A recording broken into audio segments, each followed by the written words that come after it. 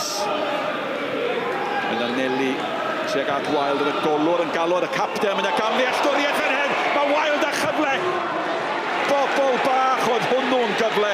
Ac mae'r capten yn gwybod I fod o a'i dîm di cael dihangfa am fethiant I sgoriwr mor brofiadol. Bannigan at Cadl. Sbïwch pwy sy'n na. Farquharson.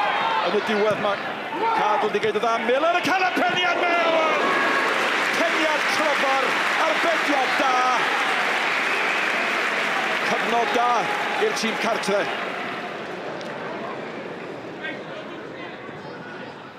Cacau. Di ffoen hyfryd. Heibio Roberts. Mae hwn yn chwaraeo'r da. Mae Williams di dal I redeg. Croesiad da! Am gol! Gan Davita! Gol dampus mae'r rhai deud. Ac mae yna eidalwr wedi sgorio mewn gêm rhwng tîm o Gymru a thîm o'r Alban.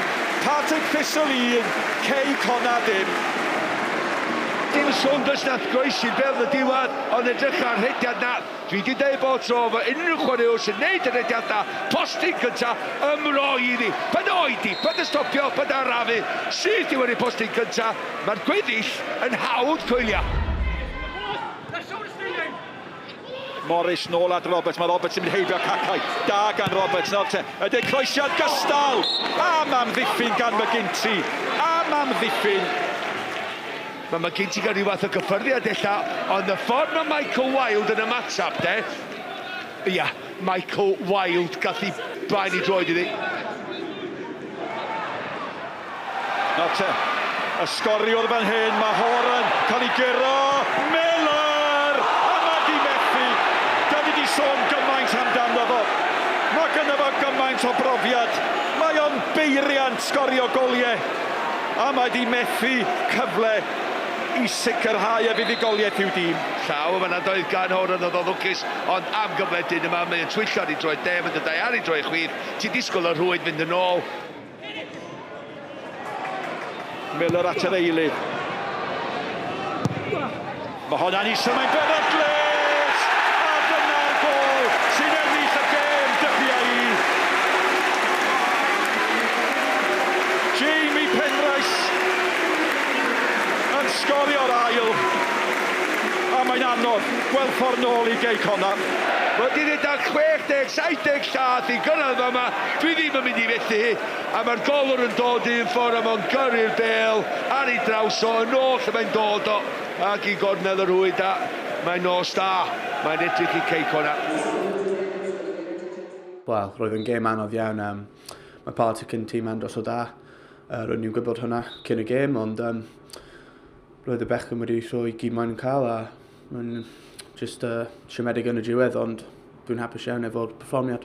Listen, lad, I look at it before the game, and, on paper they're a better team than us, simple as that. More resources, strong players, stronger squad. We lost Wignall, we lost Nathan Wolfe on Thursday night, and Danny Harrison, before the game. So didn't come into it on the right for us, and it was right for them tonight. And like I say, if they're better on paper and they play better than us, I can accept defeat. I can always walk away with that. What I can't is if you're equal to a team and you don't stand up to them. But when we stood up to it, I thought they moved the ball really well. I thought they were a good outfit. It's a good Scottish Championship outfit who will be there or thereabouts at the end of the season.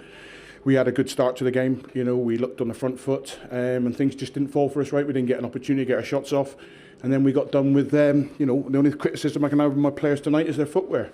I just thought the footwear was really poor tonight. They didn't have the right, in the warm-up, they didn't get their footwear right, and too many slips, and 2 slips has cost us with a goal. You may not have seen that, but 2 of our lads have slipped.